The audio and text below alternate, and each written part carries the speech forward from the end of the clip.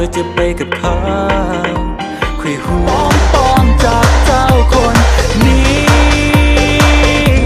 สัญญาว่าจะหักเจ้าเลื่อยไปเพราะเขาเป็นเพียงคนอ่อนแอหักมันให้ได้ทุกแค่เป็นเพื่อนกันแต่เป็นยังต้องจับมือจะหลอกกันไปเพื่อยังยิ่งดีกว่านั้นก็อยากให้ใคร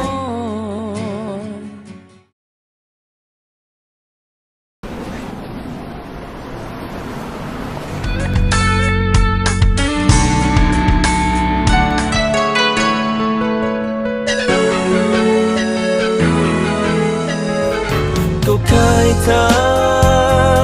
ำคนที่เขาเจ็บ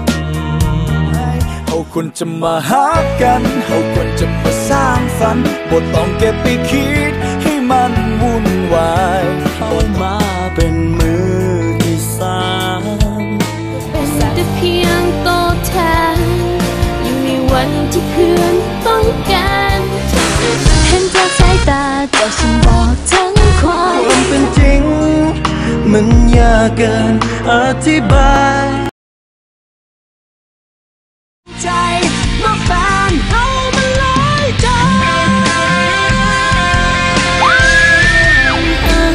และบอกว่าดนานเท่าใดจะมี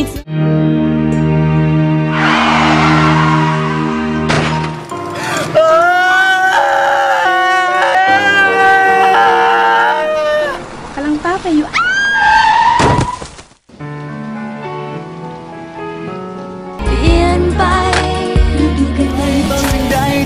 มาคอยหักเจ้าเข้าออกทุกลมหายใจคอยหักเจ้าหลายที่สุดหาที่มันค้างคาในใจแต่เรื่องราวคำว่าหายังคงที่จะหวานเป็นเหมือนเดิมทุกวันอย่างนี้มีเจ้านั้นที่ยืนอยู่เคียงข้างกายท้องฟ้าสดใสบ่มีความหมายใดFirst time to call มีเพียงเงาในหัวใจที่พอใจไม่ว่าจะแพงเท่าใด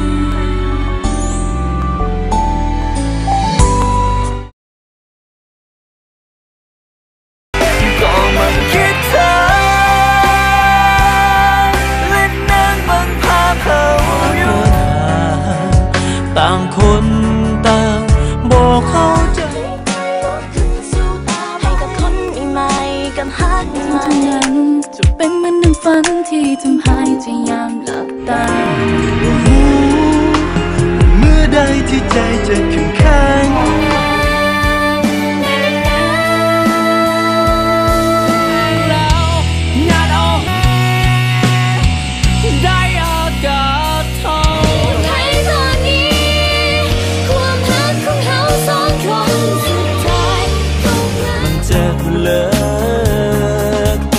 ข้างในนี้ผู้โตในวันที่แสนเกินไปคืนวันเก่าๆอย่าไปจำ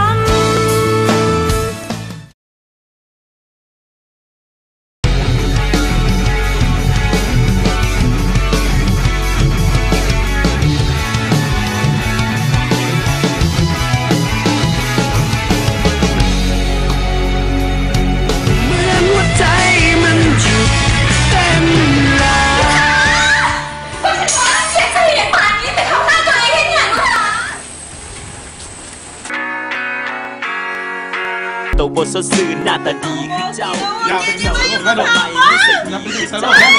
คอยต้องเจอกับเจ้าคนที่สุดในชีวิต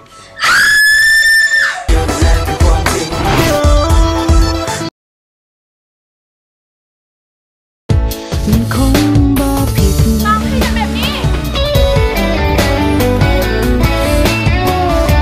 ตั้งเจ้าทุกเรื่องราวและมันก็พอจะถึงข่าวที่เขาต้องหยุดมันเอาไว้คอยบ่ได้แค่มีใครจะถึงใคร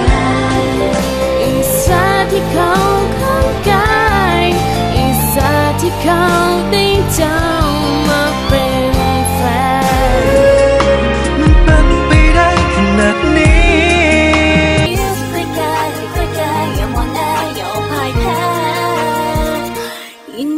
ดหัวใจ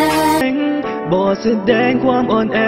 ง่ายๆถึงจะเจ็บถึงจะตายก็ต้องทำเป็นสบายแต่ข้างนี้แต่พ่อแม่กดดันลูกหลายโพดมันบ่ดีเดี๋ยวสิเป็นคือบุญตันเราได้กลายเป็นคนสัวย้อนพ่อแม่กดดันหลายเลยเสียคนบ่ฮู้ตัวคือกดดันมันควรจะเป็นคอยหลายกว่าอย่าห้องให้เสียงสิ่งที่ข่อยว่าไปจะบ่ได้ยินหว่าจะบ่ได้ยินหว่าจะบ่ได้ยินหว่ามีน้ำตาเราก็ตาเป็นไผมันจะทนจะต้องยังจะได้ทำบ่ได้แค่เขายังเลิกแต่จะไปจากใจ Get your beats off